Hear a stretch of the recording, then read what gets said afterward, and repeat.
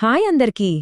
చలిగాలులు వీస్తూ కొత్త పంటలు ఇంటికొచ్చే ఈ సమయంలో సంక్రాంతి సంబరాలకు ఒక గ్రాండ్ వెల్కమ్ చెప్తూ వస్తుంది భోగి పండగ. పాతని వదిలేసి కొత్తకి స్వాగతం పలికే ఈ పండుగ కేవలం మంటలు, పళ్లతోనే అయిపోదు. దీని వెనుక అగ్ని, ఆరోగ్యం, ఆశీర్వాదాలకు సంబంధించిన అద్భుతమైన కథలున్నాయి. రండి, ఈరోజు ఆ కథల వెనుకున్న అసలు సంగతేంటో చూసేద్దాం. తెల్లవారుజామున బగబగమండే ఆ భోగిమంటలు, సాయంత్రం పిల్లల తలలపై ఆశీర్వాదంగా కురిసే భోగిపళ్ళు మనం ప్రతి ఏటా చూసేవే కదా ఇవి. అయితే ఇవి కేవలం మన పెద్దలు పెట్టిన సంప్రదాయాలు మాత్రమేనా, లేకపోతే వాటి వెనుక మనకు తెలియని సైన్స్, స్పిరిచువాలిటీ లాంటివి ఏమైనా ఉన్నాయా? పదండి, ఈ ప్రశ్నకు సమాధానం వెతుకుదాం. సరే, మన ప్రయాణంలో మొదటి స్టాప్ భోగిమంటలు. అసలు తెల్లవారకు ముండే ఇళ్ల ముందు ఈ మంటలు ఎందుకు వేస్తారు? కేవలం చలి కాచుకోడానికేనా, లేక పాత సంవత్సరంలోని నెగటివిటీని తరిమేసి కొత్త వెలుగును మన ఇంట్లోకి ఆహ్వానించడానికా? దాని వెనుకున్న అసలు అర్థమేంటో ఇప్పుడు చూద్దాం. చూడండి, భోగి అంటే కేవలం ఒక్కరోజు పండగ కాదు, అదొక ఖగోళపరమైన మార్పుకు సంకేతం. 6 నెలలపాటు ఉండే దక్షిణాయనానికి ఇదే చివరి రోజు. ఈ మంటల్లో మనం కాల్చేది పాత వస్తువుల్ని మాత్రమే కాదు, ఆ 6 నెలల్లో మనం ఎదుర్కొన్న కష్టాలను, బాధలను, నిరాశలను కూడా. ఆ అగ్నిజ్వాలల నుండి వచ్చే కొత్త సూర్యుడితో పాటు మనం కూడా శుభప్రదమైన ఉత్తరాయణంలోకి అడుగుపెడతాం. అంటే చీకటిని జయించి వెలుగులోకి అడుగుపెట్టడమనమాట. ఈ భోగిమంటల వెనుక 2 అద్భుతమైన కారణాలున్నాయి. ఒకవైపు చూస్తే ఇది స్పిరిచువల్, అంటే మనలోని పాత ఆలోచనలను, చెడును అగ్నికి ఆహుతి చేసి ఒక ఫ్రెష్ స్టార్ట్ ఇవ్వడం. మరోవైపు చూస్తే ఇది సైంటిఫిక్. ఆ మంటల నుంచి వచ్చే పొగ మన చుట్టూ ఉన్న గాలిని శుద్ధి చేసి మన ఆరోగ్యాన్ని కాపాడుతుంది. చూసారా, మన పూర్వీకుల ఆలోచన ఎంత గొప్పగా ఉందో? ఇది మామూలు మంట కాదండి. ఒక రకంగా చెప్పాలంటే ఇదొక యాగం. ఇందులో వేసే ప్రతిదానికి ఒక లెక్కుంది. నెల రోజులు పూజించిన గొబ్బెమ్మలతో చేసిన పిడకలు, రావి, మామిడి, మేడి లాంటి ఔషధ గుణాలున్న చెట్లకర్రలు, స్వచ్ఛమైన ఆవునెయ్యి, ఇవన్నీ కలిపి మండినప్పుడు వాటినుంచి వచ్చే పొగ గాలిలోని హానికరమైన బ్యాక్టీరియాని, వైరస్లను చంపేస్తుంది. ఇది మన ఊపిరితిత్తులను క్లీన్ చేసే ఒక న్యాచురల్ ఫ్యూమిగేషన్ లాంటిది. అందుకే మన పెద్దలు దీన్ని పవిత్రమైన యజ్ఞమన్నారు. సరే, తెల్లవారుజామున మన చుట్టూ ఉన్న వాతావరణాన్ని శుద్ధి చేసుకున్నాం. మరి సాయంత్రం? అప్పుడు మన భవిష్యత్ తరాలైన పిల్లల్ని ఆశీర్వదించుకోవాలి కదా. ఆ వేడుకే భోగీపళ్ళు. ఈ సరదా సాంప్రదాయం వెనకున్న అసలర్థమేంటో ఒకసారి చూద్దాం. ఒక్కసారి ఊహించుకోండి ఆ సీన్. ఇల్లంతా బంధువులతో సందడిగా ఉంటుంది.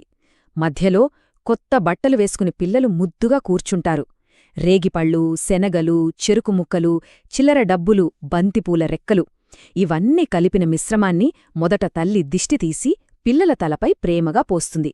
ఆ తర్వాత ఇంట్లో ఉన్న పెద్దవాళ్లందరూ ఒక్కొక్కరిగా వచ్చి తమ దీవెనలను ఆ పళ్ల రూపంలో వాళ్లపై కురిపిస్తారు. అది కేవలమొక కార్యక్రమం కాదండి, తరతరాల ఆశీర్వచనాల ప్రవాహమది. మీకు ఎప్పుడైనా డౌటొచ్చిందా, ఆ పళ్లను చేతికివ్వకుండా తలపైనే ఎందుకు పోస్తారు అని?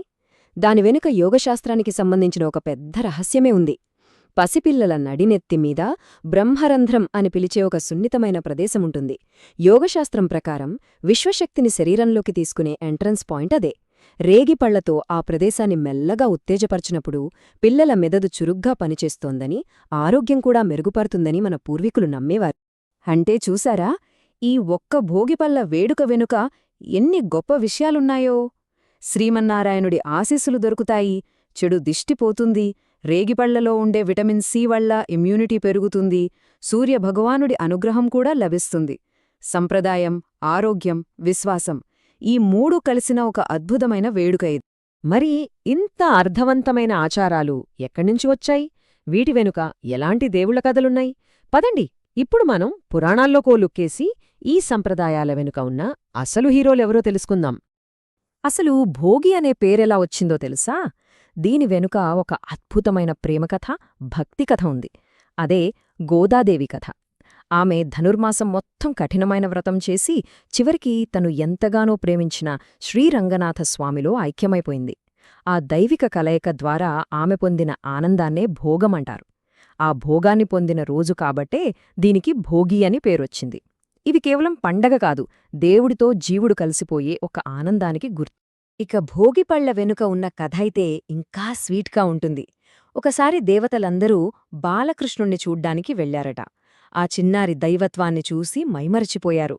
తమ భక్తిని, ప్రేమను ఎలా చూపించాలో తెలియక తమ దగ్గరున్న బద్రి ఫలాలను అంటే రేగిపళ్లను ఆ చిన్నారి నారాయణుడిపై పూలవర్షంలా కురిపించారట. అప్పటినుంచి ప్రతి ఇంట్లోని పిల్లల్ని ఆ బాలకృష్ణుడి రూపంగా భావించి వాళ్లపై భోగిపళ్ళు పోయడం ఒక ప్రేమపూర్వకమైన సంప్రదాయంగా మారిపోయింది. సరే, ఇప్పటిదాకా మనం భోగి మంటల వెనుక ఉన్న సైన్స్ చూశాం, భోగి పళ్ల వెనుక ఉన్న ఆశీర్వాదాన్ని అర్థం చేసుకున్నాం, ఈ రెండింటి వెనుక ఉన్న పురాణ గాథలను విన్నాం. ఇప్పుడు ఈ పాయింట్స్ అన్నింటినీ కలిపి భోగి అనే ఈ అందమైన పండుగ పూర్తి చిత్రాన్ని చూద్దాం. ఫైనల్గా మనం అర్థం చేసుకోవాల్సిందేంటంటే, భోగి అనేది ఒక్కరోజు జరిగే పండగ కాదు, అదొక లైఫ్ స్టైల్కి సింబల్. గతాన్ని గౌరవంగా పంపించేసి భవిష్యత్తుకు ఆశగా వెల్కమ్ చెప్పడం, మన ఆరోగ్యానికి, మన చుట్టూ ఉన్న సమాజానికి మంచి చెయ్యడం, ఫ్యామిలీ బాండింగ్స్ను స్ట్రాంగ్ చేసుకోవడం, వీటన్నింటికీ దైవత్వాన్ని జోడించి మనస్ఫూర్తిగా సెలబ్రేట్ చేసుకునేదే అసలైన భోగి. పునరుద్ధరణ, ఆరోగ్యం, ఐక్యత, విశ్వాసం, ఈ 4 పిల్లర్స్ మీద నిలబడిన ఒక కంప్లీట్ ఫెస్టివల్ ఇది. ఇది కదా అసలు మ్యాజిక్. ఒకే పండుగలో సంప్రదాయం, సైన్స్, నమ్మకం 3 ఎంత బ్యూటిఫుల్గా కలిసిపోయాయి చూసారా? చాలాసార్లు మనం వీటిని వేర్వేరుగా చూస్తాం, కాని భోగి మనకు ఒకటి గుర్తు చేస్తోంది. ఇవన్నీ వేర్వేరు దారులు కాదు, ఒకే నిజాన్ని చేరుకోవడానికి మన పూర్వీకులు వేసిన వేర్వేరు దారులు అని. ఈ ఆలోచనతో ఈ సంవత్సరం భోగిని జరుపుకుందాం. అందరికీ భోగి మరియు సంక్రాంతి శుభాకాంక్షలు.